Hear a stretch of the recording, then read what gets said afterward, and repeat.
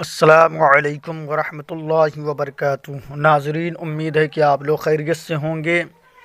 پھر میں سجدہ سہو کے مسائل پر کچھ اہم مسائل لے کر کے حاضر ہوا ہوں۔ پوری توجہ کے ساتھ سنیں اور اپنی معلومات میں اضافہ کریں۔ تو آئیے شروع کرتے ہیں۔ بسم اللہ الرحمن الرحیم۔ وطر میں قاعدہ اولا بھول گیا تو کیا حکم ہے؟ مسئلہ دیکھیں۔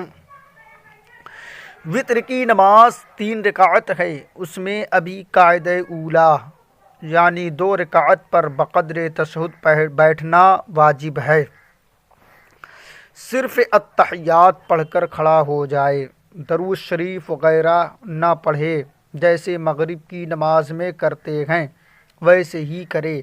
اور اگر قاعدہ اولا بھول کر کھڑا ہو گیا تو یاد آنے پر لوٹے نہیں، آخر میں سجدہ سہو کرے، نماز ہو جائے گی۔ آگے دیکھیں۔ وطر کے قاعدہ اولا میں التحیات بھول گیا یا التحیات کے بعد درود شریف پڑھ لیا تو اس پر سجدہ سہو واجب ہے۔ آگے دیکھیں۔ تکبیر اور قنوت بھول کر رکوع میں چلا گیا تو کیا حکم ہے؟ وطر کی نماز میں اگر کوئی شخص تیسری رکعت میں تکبیر قنوت اور دعا قنوت بھول کر رکوع میں چلا گیا، پھر یاد آنے پر لوٹ آیا اور تکبیر کہہ کر دعائے قنوت پڑھی تو بعد میں دوبارہ رکوع نہ کرے، پہلا رکوع کافی ہے اور نماز پوری کرے۔ یا پھر بھول سے دوبارہ رکوع کر لیا یا دعائے قنوت کے لیے نہیں لوٹا، اور حکم یہی ہے کہ نہ لوٹے جب بھی نماز ہو گئی، مگر ان سب صورتوں میں اس پر سجدہ سہو واجب ہے۔ آگے دیکھیں۔ اگر جان بوجھ کر دوبارہ رکوع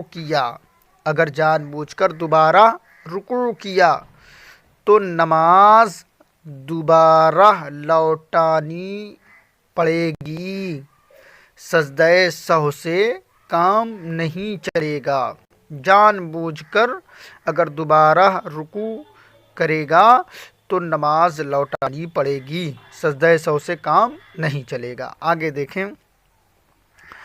امام نے بھول کر قنوت پڑھے بغیر رکوع کر دیا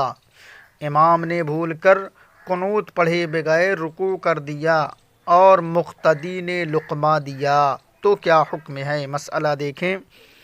اگر امام بھول کر دعائے قنوت پڑھے بغیر رکوع میں چلا گیا اور مقتدی نے لقمہ دیا تو مقتدی کی نماز فاسد ہو جائے گی، اور اگر امام نے لقمہ قبول کر لیا اور پھر قنوت پڑھنے کے لیے کھڑا ہو گیا تو امام اور تمام مقتدیوں کی نماز فاسد ہو جائے گی، دوبارہ پڑھیں، سجدہ سہو سے کام نہ چلے گا۔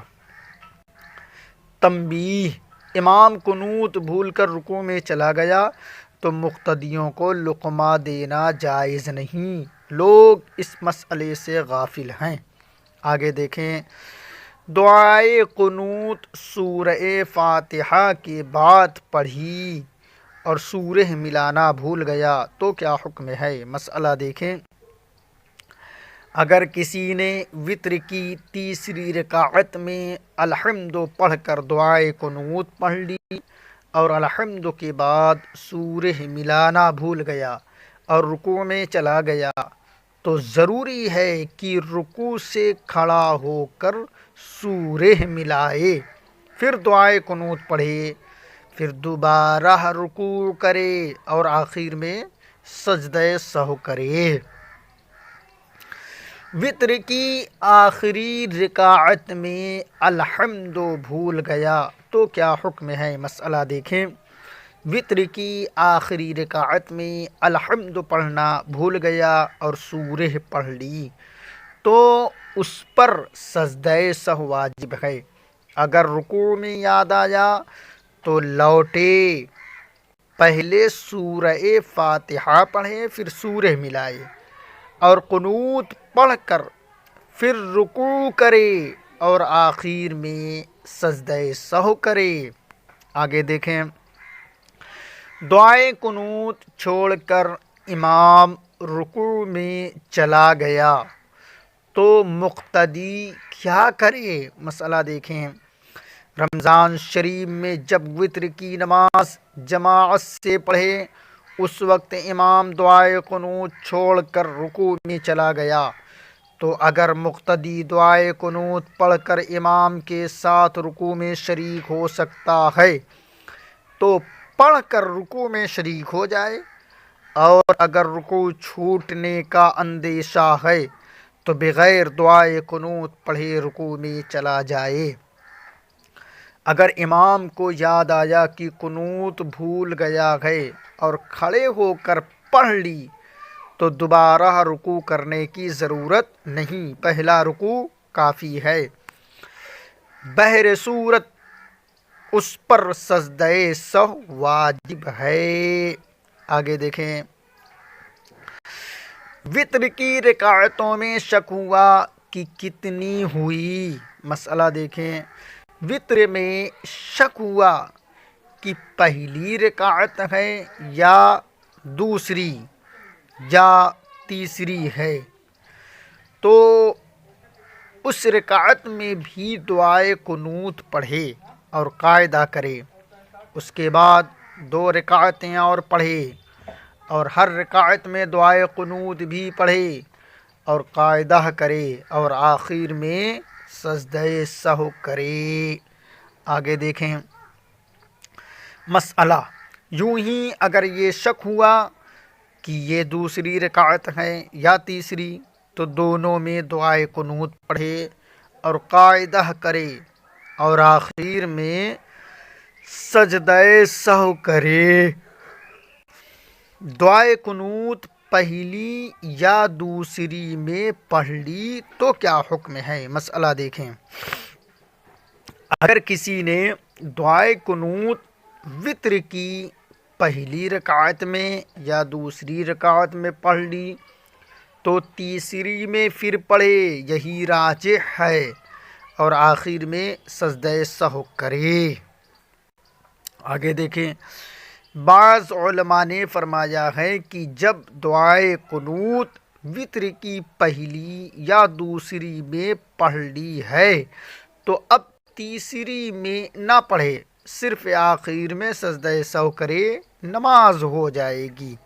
آگے دیکھیں، دعائے قنوت بلند آواز سے پڑھی تو کیا حکم ہے؟ مسئلہ دیکھیں، اگر کسی نے وطر کی نماز میں دعائے قنوت بلند آواز سے پڑھی تو اس پر سجدہ سہو واجب نہیں، سنت کے خلاف ہے۔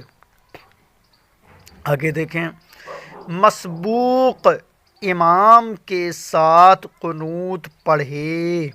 مسئلہ دیکھیں، مسبوق اس مقتدی کو کہتے ہیں جو امام کے ساتھ جماعت میں پہلی رکعت کے رکوع کے بعد کبھی بھی شامل ہوا ہے، ایسے مقتدی کو مسبوق مقتدی کہتے ہیں حضرات۔